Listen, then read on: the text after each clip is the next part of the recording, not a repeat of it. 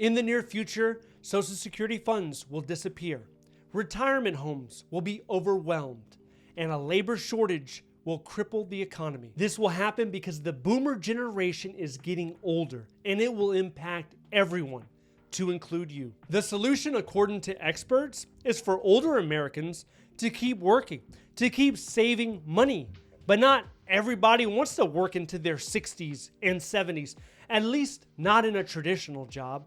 And if they do, they run into another problem, and that's called age discrimination. A recent HR survey last year indicated that 30% of all workers felt discriminated based on their age. This is despite that it's illegal to discriminate against age when considering employment. In 1967, the Age Discrimination in Employment Act protected employees 40 years old and higher from discrimination. But like many forms of discrimination, it's hard to prove.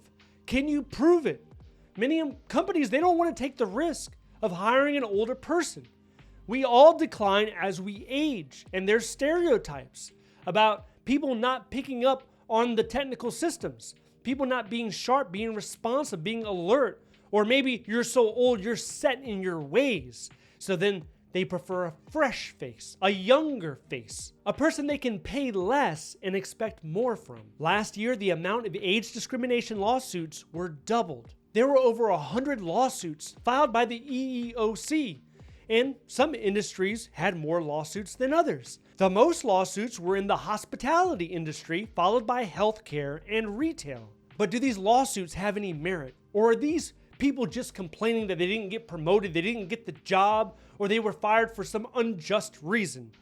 Well, a study was conducted focusing on bridge jobs, not on an actual bridge, but jobs that older Americans usually take when they're waiting for their Social Security check.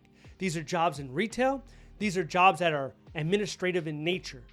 So the study sent out 40,000 resumes. They were identical, except for one area, and that was the age. They changed the age as they applied to dozens of companies.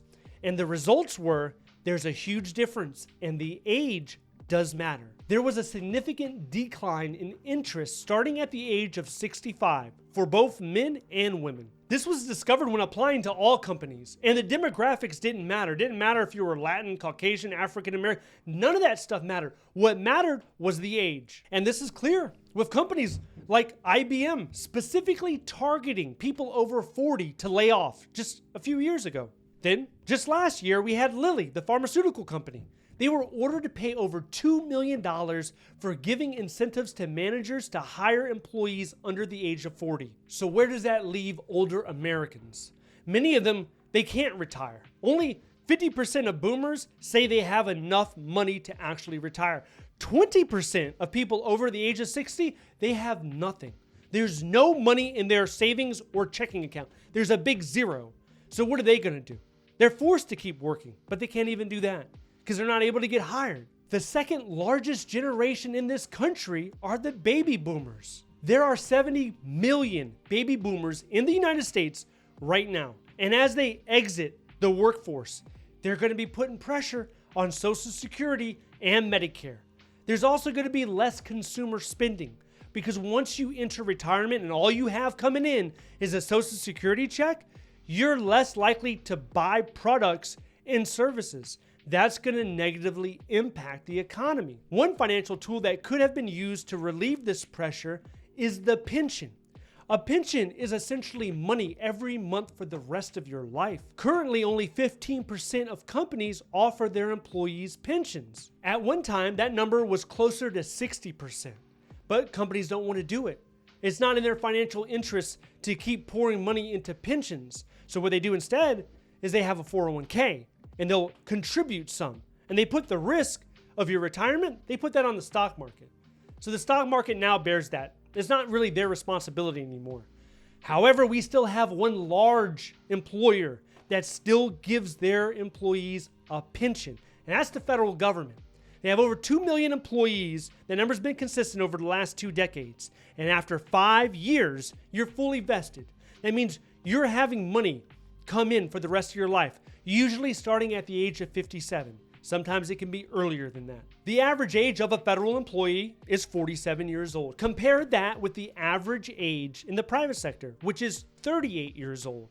And you can hop onto USAJobs.gov today, and there are tens of thousands of open jobs you can apply to as long as you are a U.S. citizen. Outside of this website, these jobs are not really advertised very well, but you can still compete for them. You just have to understand how to be competitive, how to format your resume, how to look for your job series. And you can look on this channel. I have over 100 videos discussing the federal hiring process. But if you want that information quicker, if you want the success formula and the success stories of people actually getting their federal government jobs, how to structure your resume, a resume example, I tell you what, you need to get yourself one of these right here.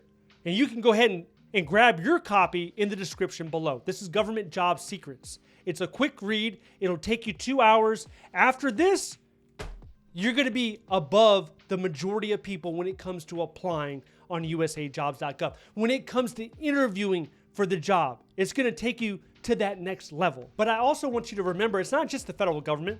There are lower levels of government like state, county, and city. A lot of them offer good benefits and they hire older people. So you need to at least explore that avenue, right? What you don't want to do is just quit. Do not get so bitter and discouraged and filled with resentment that you're not even going to try anymore and you're just going to sit on your couch for the last couple of decades and just see what life brings you. Do not get into that mindset.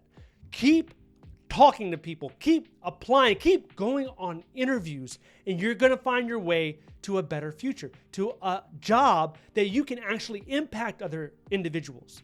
You actually have a rewarding sense for waking up in the morning. You have a purpose. I hear it all the time, the question, is it too late? Is it too late for me? I'm in my 60s. I'm in my 70s. Is it too late?